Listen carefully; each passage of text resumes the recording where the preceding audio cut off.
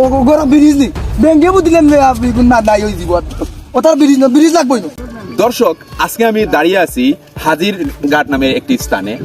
তো আমার ওই দিকে আছে ইসলামাবাদ গ্রাম এবং আমার পিছনে দেখতে পাচ্ছেন আপনারা মোনাইখান্দি গ্রাম। তো দুই গ্রামের মধ্যবর্তী স্থানে বস্তা দিয়ে একটি ব্রিজ আছে। অসাধারণ দৃশ্য। যদি আপনারা এই রাস্তা ভিজিট না করেন আপনারা বুঝতেই পারবেন না আসলে কি অসাধারণ জিনিস আপনারা মিস করতেছেন। দুই গ্রামের মধ্যবর্তী এই যে ব্রিজ, এই ব্রিজটা আসলে কি বলবো, অসাধারণ দৃশ্য। প্রতিদিন হাজার হাজার পর্যটক এখানে যাতায়াত করতেছে। তো তো মানুষ আনি ভাই, আপনি সাংবাদিক নি? জি জি, আমি সাংবাদিক ভাই। নিউজ করানি ভাই? হ্যাঁ, আমি এই ব্রিজটা নিয়ে আসলে নিউজ করতে ভাই। আমরা গ্রামে কেউ আইন না ভাই, আপনি আইন খুব খুশি ভাই। এটা টিভি ছাড়া দেখা যাবে না, আমরা দেখা দেব। জি, আপনাদেরকে মানে দেখানো হবে। ভাই ভাই একটু সুন্দর করে করো ভাই। মানুষ কত মানুষ আইন যাই ভাই। ও ভাই বিস্তার দিও যাওয়া যায় ভাই। ও ভাই ফান তোমার যাওয়া যায়, জাফলঙ্গা যাওয়া যায় ভাই। আপনারা এই ব্রিজটা কি আপনারা করছেন? আমরা নিজে করছি ভাই, আমরা নিজেও তো অবস্থা দেয়া করছি ভাই নিজে ভাই। দর্শক, এই তো বুঝতে পারতেছেন আসলে আমার মনে হয় না আর এই জায়গায় কিছু দরকার আছে। অসাধারণ ব্রিজ, এটা তো মানে ঠিক আছে নাকি? জুয়া ভাই সুন্দর করে করো ভাই, যাতে মাসে দেখুন ভাই। ঠিক আছে, থ্যাংক ইউ। আসসালামু আলাইকুম ভাই। তো দর্শক, মেইন কথায় ফিরে আসা যাক।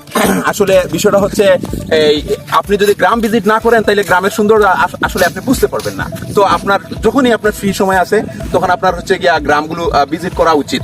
গ্রামের সহজ সরল মানুষ, এই এলাকার এই যে গ্রামের মানুষের যে চালচলন।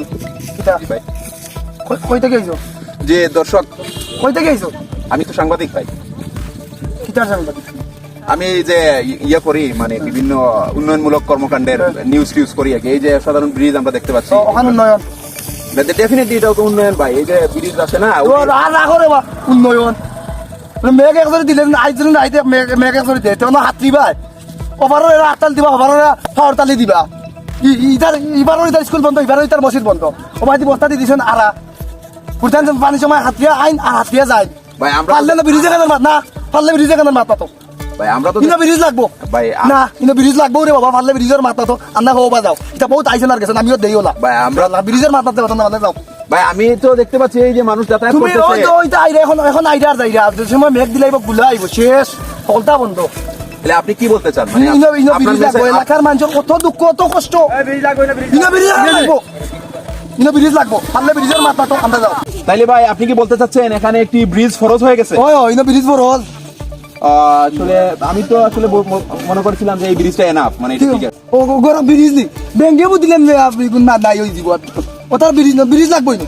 আচ্ছা, তাইলে আসলে দর্শক কিছু মনে করবেন না, গ্রামের মানুষ তো সহজ সরল।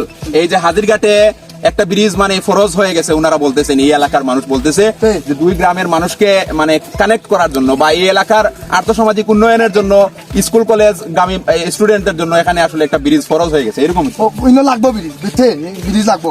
আর ওটা নিউজ করলে আইও আর নাই সাংবাদিক এখন ব্যাপারে না বাইবেন।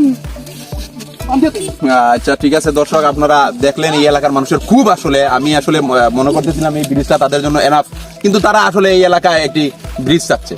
Thank you.